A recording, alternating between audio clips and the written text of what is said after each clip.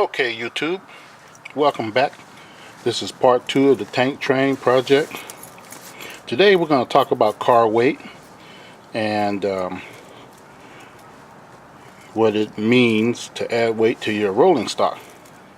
Adding weight increases the stability of the car, makes it track better. It also, if all your cars have a uniform weight, it helps them to stay on the track in a long train on sharp curves. If you've ever had a train pull off or a string line in a curve, you know what I mean. Cars will tend to tip over when the pulling forces are too great in a curve if they're not heavy enough.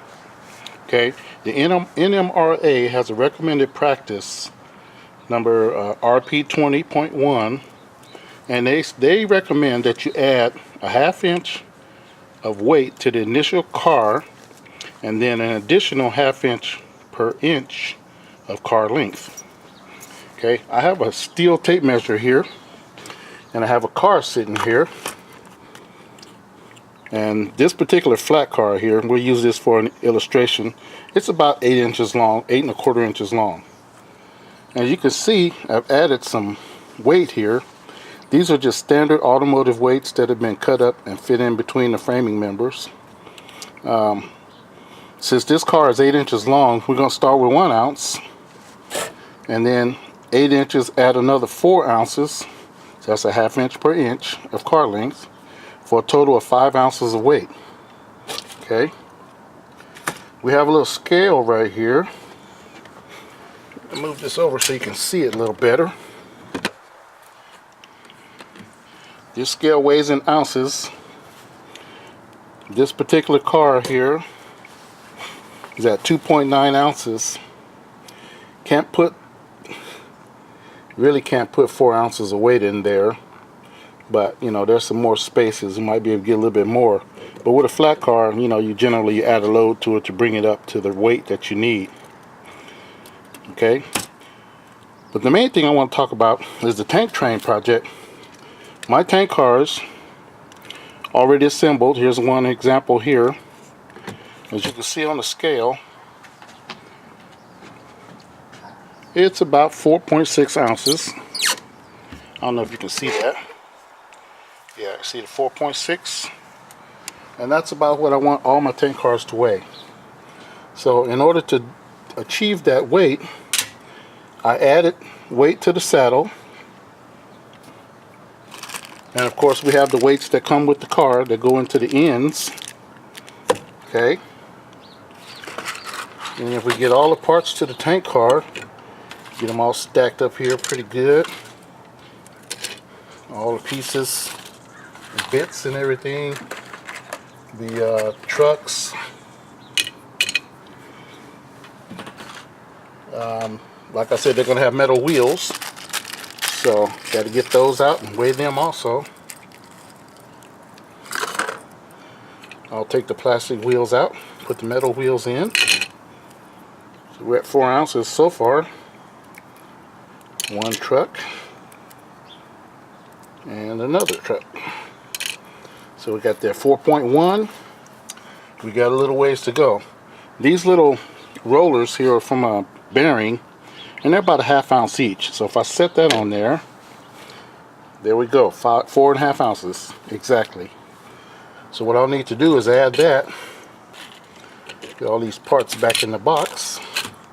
Now that we know what we need to add to this car, I've added 2 of those little bearings already, as you can see, and I'll just add the third one in the middle like that. What I'm using is, I went and bought some acrylic silicone. This is the Alex Plus DAP brand. It's just a latex caulk, $3 a tube. You know, get yourself a cheap caulking gun. You don't have to buy an expensive one. You know, and you just use this to glue the weight in place. It works pretty good. This stuff, you get the idea. We'll just glue it in place. Add that third weight in the middle. on each one of my tank cars, and I'll have my recommended weight at 4.5 ounces. That way when I put them all in a train, it'll pull nice and smooth and easy. I won't have any of them pulling off in the curves. And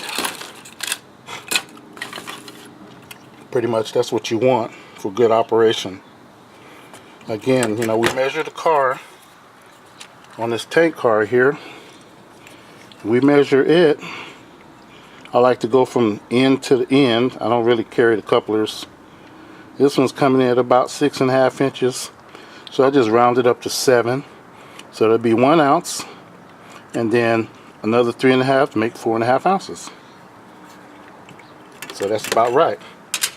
Now you can always add a little bit more. But remember, anything over the recommended weight of 1 ounce plus 1/2 ounce for each inch of car length, you'll make your train heavier, which means your locomotives will have to work harder to pull that weight up to grade. And you know, you can always add more locomotives, but remember, you know, these cars do not run on ball bearings. They're just a little plastic. You look inside the truck, it's just a little plastic cavity that needle point fits into. Any additional weight, and that's going to wear quicker, and you'll have problems down the line. Okay, for weight, what I do is I go over to my tire shop. I bought new tires for my vehicle last week. And while I was there, I asked the owner of the shop, I said, hey, you have any used stick-on weights that you removed from wheels? And you know, he said, yeah, I ended up getting a 5-gallon bucket full of these.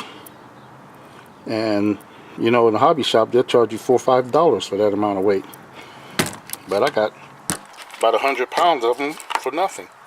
And if you notice, they're all marked 1/4 ounce, 1/4 ounce, 1/4 ounce. Make it easy for you. There's a 1/2 ounce right there. See, just, you can get them, use that same caulk to install them, and it doesn't matter if the sticky foam on the back is gone. You know, you just want to scrape off the excess if you can, you know, and wipe them down with a little alcohol to clean it, and then just stick them on with that caulk. And here's some 1/2 ounce weights. There's different types, and they all have the stick on that foam tape, I like to call it. You can use pennies, you can use nuts and bolts, washers, whatever you have that's heavy, you can use that for weight.